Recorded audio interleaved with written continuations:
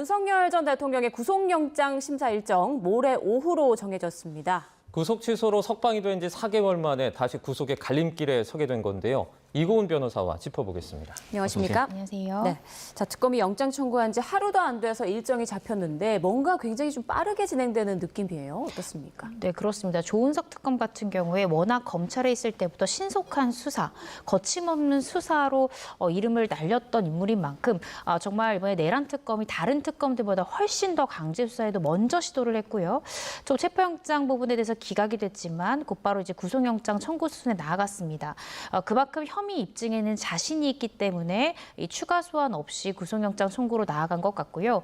또 저희가 이후에 이야기를 해보겠지만 현재 시점에서 윤 전 대통령을 구속하지 않고서는 관련 공범들에 대한 순수한 진술을 취득하기 어렵다라고 판단을 해서 수사의 흐름상 지금 현재 윤 전 대통령에 대한 신병 확보가 절대적으로 필요하다라고 판단한 것 같습니다. 네, 저희가 앞서 속보로도 전해드렸는데 특검이 브리핑을 하면서 구속영장 청구서가 유출됐다라고 했거든요.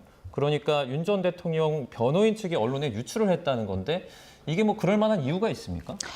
윤 전 대통령 측에서 만약에 그랬다면 언론에 자신들의 입장을 좀 대변하기 위해서 영장 청구서 부분을 유출했을 가능성은 있는 것 같습니다. 네. 현재 내란 특검 특검부의 입장은 이제 특검에서는 파일도 보안으로 했을 만큼 보안을 철저히 했는데 지금 언론에서 오늘 아침부터 계속해서 상세한 구속영장 청구서의 내용들이 보도되고 있단 말이죠. 네. 그럼 특검에서 언론에 제공하지 않고서는 이게 나갈 수 있는 경로는 윤 전 대통령 측 변호인이 아니고서는 불가능할 것 같다라고 아마 판단하는 것 같습니다.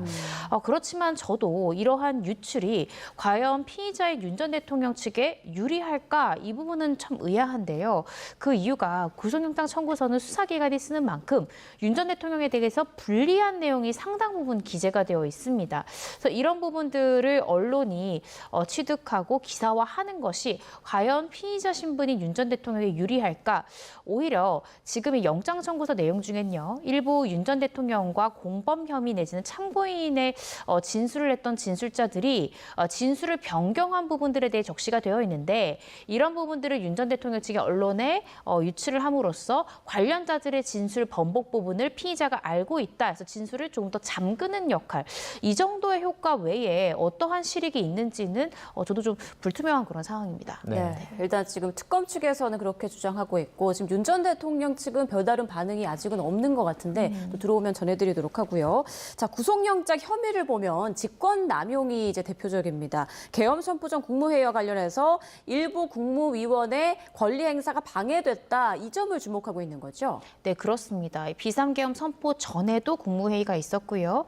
이 해제 시에도 국무회의가 있었습니다. 그런데 특검에서는 이 비상계엄 선포 전에 있었던 국무회의에 참석했던 국무위원들이 누구는 연락을 받고 어떤 국무위원 연락받지 못했다는 거죠. 이 부분에 대해서 지금 특검에서는 이 비상계엄 선포에 대해서 반대할 확률이 높은 국무위원들에게는 일부러 연락을 하지 않음으로써 국무위원으로서 국무회의 때 참석해서 심의 의결할 수 있는 이 권한을 침해했다라고 봤던 거고요. 그래서 이 부분 관련해서도 역시나 이 직권남용 혐의를 적용을 해서 현재 구속영장 청구한 것으로 보여집니다.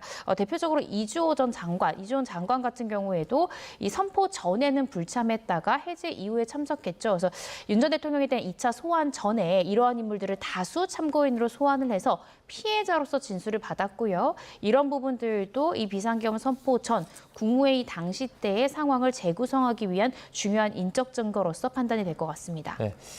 윤 전 대통령 체포영장이 법원에서 그러니까 발부가 됐을 때 체포 저지를 지시한 혐의도 이번 영장에 포함이 됐죠? 네, 그렇습니다. 구체적으로 적시가 되어 있는데요. 윤 전 대통령에 대해서 체포영장이 이제 집행되려고 했을 때 어떤 내용의 지시들이 있었는지 구체적으로 또 총기 관련한 언급은 어떠한 지시가 있었는지 이런 부분들이 상세히 지금 영장에 기재가 되어 있습니다. 네.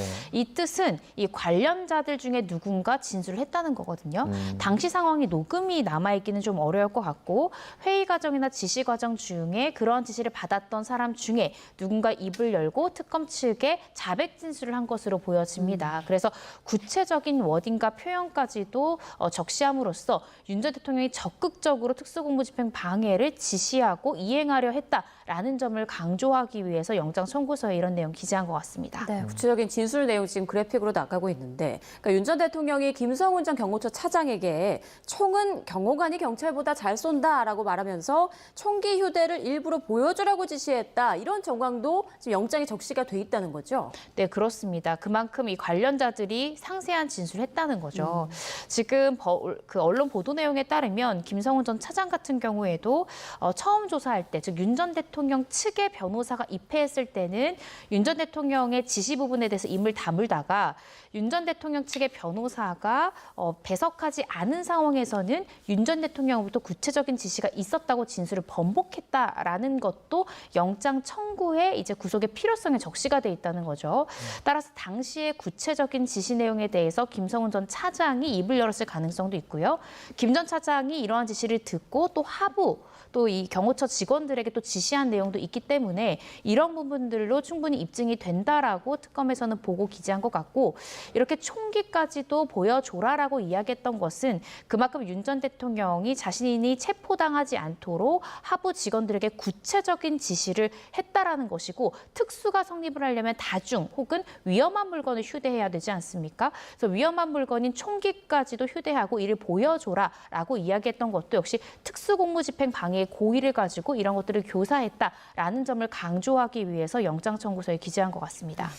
무인기를 평양에 보내서 그러니까 북한의 공격을 유도했다라는 게 외환 혐의잖아요. 이번에 그건 왜 빠졌습니까?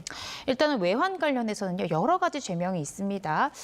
지금 현재 내란 특검팀에서 외환 유치죄로 지금 외환 혐의를 들여다보는지 일반 이적죄를 보는지는 조금 더 확인이 필요할 것 같은데요. 예를 들어 외환 유치죄 같은 경우에는 이 대한민국의 전단을 열게한 행위뿐만 아니라 외국과 통모, 그러니까 이 북한과 서로 짜고 이러한 행위를 했었어야 되는데 이러한 구성 요건까지 현재로서는 입증하기가 조금 어렵고 조금 더 추가 조사가 필요한 상황이지 않을까라는 생각이 듭니다. 실제로 이 외환 혐의 관련해서 중요한 공범으로 지금 거론되고 있는 인물, 김용현 전 장관이랄지 노상원 전 사령관 같은 경우에도 아직까지는 조사가 이루어지지 않았죠. 그래서 이들 간에 대한 조사가 이루어져야만 이 외환 혐의만큼은 이 세 사람이 주요 공범으로 아마 적시될 것이기 때문에 이 외환죄 관련해서는 아직 수사가 어느 정도 입증에 이르를 때까지 좀 무르익지는 않은 것 같습니다. 그래서 현재 시점으로는 더 이상 불구속 상태로 두었다가는 이 관련자들의 진술을 회유할 가능성 때문에 빠르게 구속을 해야 되는데 입증이 안 되는 범죄사실까지 넣었다가는 그 부분 때문에 영장이 기각될 수도 있기 때문에 현재 시점에서 가장 안전하게 입증과 소명이 가능한 범위에 대해서만 영장 청구서 기재하고 이제 이 신병이 확보된 상황에서 아마 외환죄를 차분하게 이제 수사할 것으로 보여지고요. 또 한 가지 아마 전략은 이 지금 받고 있는 혐의 모두 영장이 청구됐다가는 6개월이라는 시간 이후에 또 석방을 해줘야 되는 문제가 발생할 수 있죠. 그래서 외환죄를 남겨두면 6개월이라는 법원의 적법한 구속기간 이후에 또다시 새로운 추가 기소된 죄명으로 연장을 한 번 더 할 수 있기 때문에 이런 것도 종합적으로 고려해서 이 외환죄 부분만큼은 구속영장 청구서에서 일단은 빼내고 현재 시점에서 입증 가능한 부분만 넣은 것이 아닌가 싶습니다. 네. 네. 지금 구속영장 심사가 모레 오후로 예정돼 있지 않습니까? 특검에서는 윤 전 대통령이 유죄가 선고돼도 승복이 불투명하다면서 도망 염려를 강조했는데, 자, 승복, 그러니까 발부 기각 중에서 법조계에서는 어떤 부분에 조금 더 무게를 두고 전망을 하고 계신가요? 사실 오늘 아침까지만 해도 영장에서의 구속의 필요성 부분에 대한 보도가 많이 나오지 않았는데요. 오후에 들어서 지금 계속해서 보도가 나오고 있는 것이 바로 변호인들의 이 수사방해 부분입니다.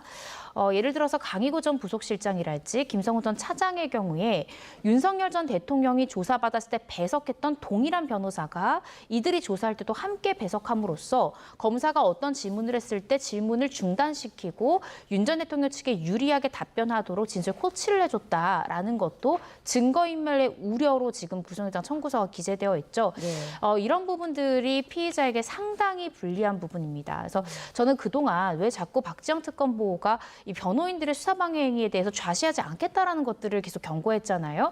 왜 어떤 부분이 수사방해 방해라는 것인가가 궁금했는데 아마 이런 부분들 때문에 변호인들이 적극적으로 이런 수사 방해를 하는 것이 정말 변협에 통보됐을 때 징계로 이어질 수도 있고요. 이건 정당한 변호권의 범위를 넘어서는 것이기 때문에 조심스럽게 추측을 해보자면 이런 부분들이 만약에 이 김성훈 전 차장의 진술 조서랄지 강희구 전 부속실장의 조서로서 진술이 회유되고 변화되는 것이 조상 나타난다면 그렇다면 영장 발부 가능성이 굉장히 높을 것 같습니다. 네, 마지막으로 짧게 하나만 더 여쭤보겠습니다.